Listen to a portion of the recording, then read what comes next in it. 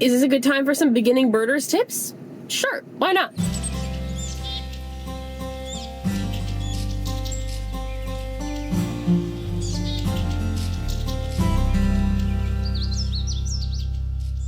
Hi friends, welcome back to Disabled in Nature. Today we're in the car to do a little bit of birding, and we're gonna stay in the car because it is literally 6 degrees outside, and with the wind chill it feels like -10 or something ridiculous like that. I don't know how your 2025 is going, but for my part, I have been sick for most of it, and so I haven't been able to leave my house very much. There's a lot going on in the world. The day I'm filming this, it's Monday, January 20th. It's Martin Luther King Jr. Day, and other things.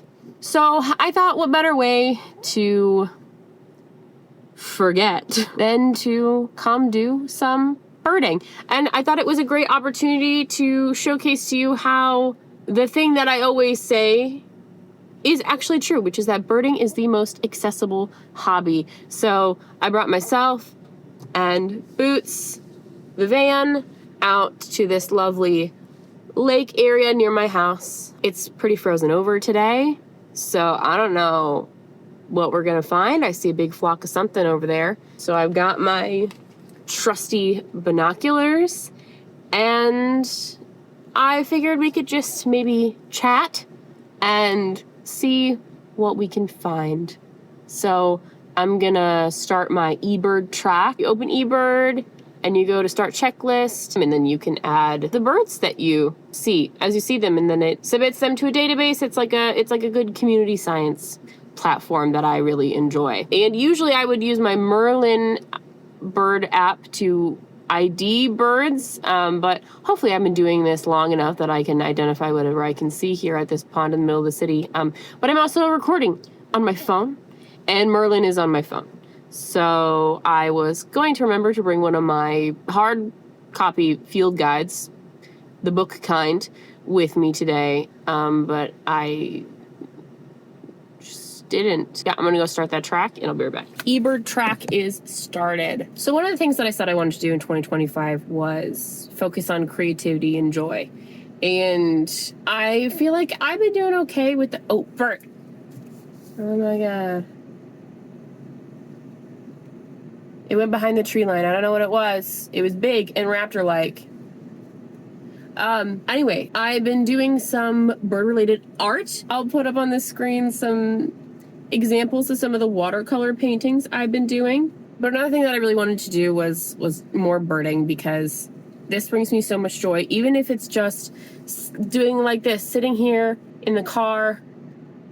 That's a leaf or bird, you let me know. Just sitting for, 20, 30 minutes to see what I can see. Even though I'm not technically outside, I'm in my car. I'm not gonna be outside today because it's cold, but you can still find ways to get out there and do what you enjoy, even if you can't leave your car, or it is so cold that if you went outside, you would lose your nose. Another fun thing that I wanted to let you guys in on is that my friend tasked us with having, instead of a New Year's resolution, he gave us a bird of the year, and it's a Cooper's hawk. So that is part of the mission today. Try and find that Cooper's hawk, and I wish I would have got a better look at what was flying over there earlier, because you never know, it might have been one. I think I've seen a Cooper's hawk in person before, but apparently you only have like a 5% chance of seeing it in Michigan, which is where we live. So I don't know. It's just a fun little challenge for our little birding friend group, and so I figured I'd let you in on it. So today we're on the hunt for a Cooper's hawk. Apparently, according to eBird, one has been spotted at this location before. There are about 500 geese landing right now. You can't really see them all, but they're way over there. You see? Can you see all of them? Oh, there's some taking off. Anyway, yeah, so technically we're on the hunt for Cooper's hawk today, but I'll be happy with whatever we do see. For now, it just looks like maybe 1 million geese. Yep, Canada gooses. Probably like at least 100. I don't think it's a mixed flock. Kind of looks like just geese to me.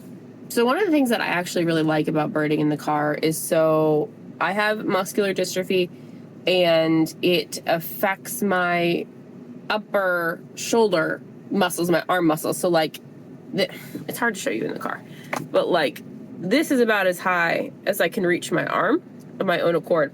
And so like obviously holding binoculars up to my face is difficult. But when I'm in the car, I can like put an elbow on the windowsill and that makes it a lot easier. It makes it easy to like stabilize my arm if I'm looking at something especially really far away.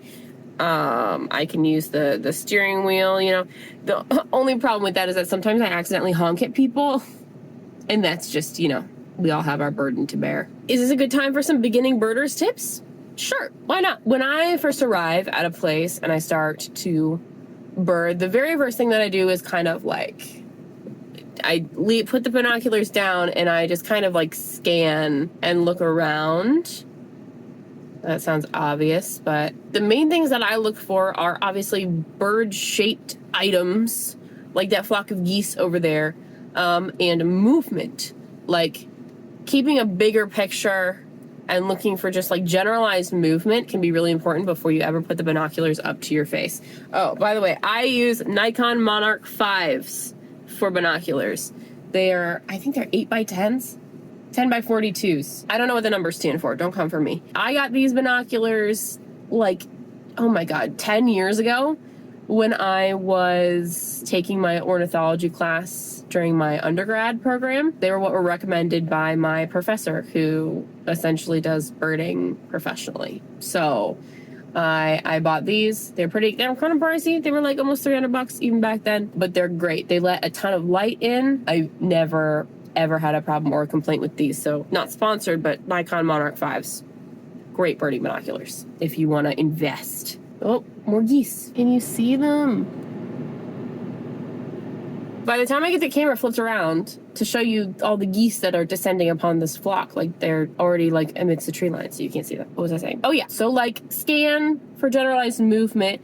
And then if I see anything particularly interesting that I want to investigate further, then I'll break out the binoculars like I did with that goose flock over there. And then you just look. And there are really basic things that you can look for, like size is a big indicator of what kind of species of bird it is. General shape, like there's a lot of times that I can tell, even if a bird is like really super backlit, I can tell what it is just by its shape or its flight pattern, the way that it flies.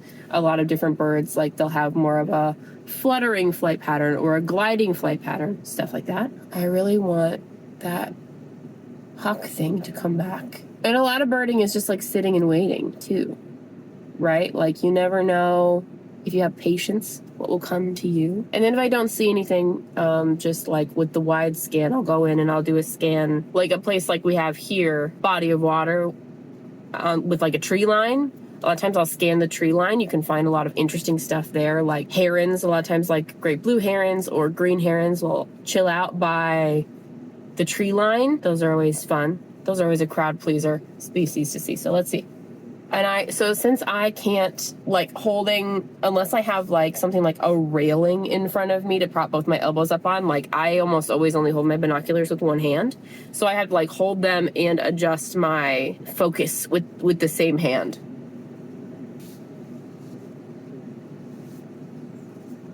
I can do it, but it's just hard.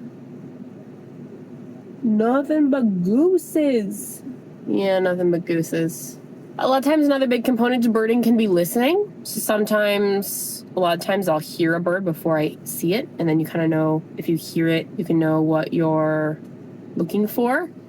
But obviously, I'm not going to hear anything today because the windows are closed because it's 6 degrees outside. I'll go up and scan into the trees over there to see if I can see. You know, sometimes if you just pick up the binoculars and you like scan, you can find interesting things. Like I found owls that way, different kinds of like hawk species, like things that don't move very much. I know that the sun is out today, but like it's so bitterly cold that, you know, the birds are like us. When the weather's bad, they don't want to be out. It's also late in the day. It's like 4 p.m. So they're all going to sleep, hunkering down for the evening. More geese. I wonder if they'll land. 1, 2, 3, 4, 5, 6, 7, 8, 9, 10, like 15 geese. Oh, and there's like 5 more landing. Sploosh. Oh, they're gonna land. Okay, I'm gonna get it. They've been like circling, and they're gonna come in for a landing. Coming to a body of water like this is a really good idea if you want to see, like, especially during waterfowl migration season, which is not now, it was in the fall, but you see them?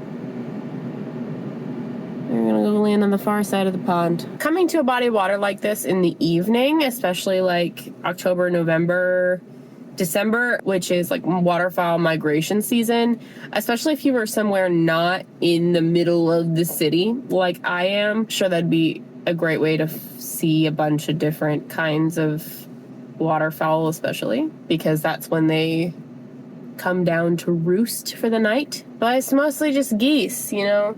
I mean, not just geese. Canada geese are majestic creatures with murder in their souls. All right, I might sit here for a little bit longer and wait for that hawk thing to come back, because I really think that, I mean, there's always a chance that it could be the Cooper's hawk that I'm looking for. So I guess in the meantime, how are you? How's your 2025?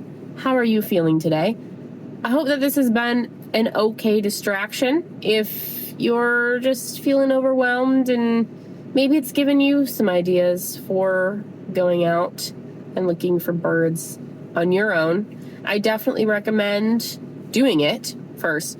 But I definitely recommend downloading both eBird and the Merlin ID app. They're free, and they really enhance the birding experience. I learned to bird with like a paper field guide, and I do like that I had to do that. It helped me learn a lot about like the different families of birds, how they're shaped, how to like go from general to more specific to like narrow down an ID. But I feel like doing it with Merlin is also great, and anything that gets people into birding, honestly, I'm down for. Dog. Someone's walking their dog across the pond. Okay, well, I've been here for probably like half an hour, and that hawk thing has not resurfaced. So I think the search for the Cooper's hawk is going to have to continue another day. But I'll be sure to take you with me when I do. Thanks for coming along and sitting in my car with me today while I do some staring out my windshield. I know it wasn't super exciting, but hey, it's hibernation season. So I hope it was at least a little bit interesting, and I hope to do a lot more birding with you guys this year. Oh, more geese. Oh, more geese. All right. I'm going to enjoy a little bit more of these birds, and then I'm going to go home. But until next time, thanks for watching. Don't forget to get outside, even if it's just sitting in your car, staring at a frozen lake. And be well, stay kind to yourself and others, and I'll see you in the next one. Bye.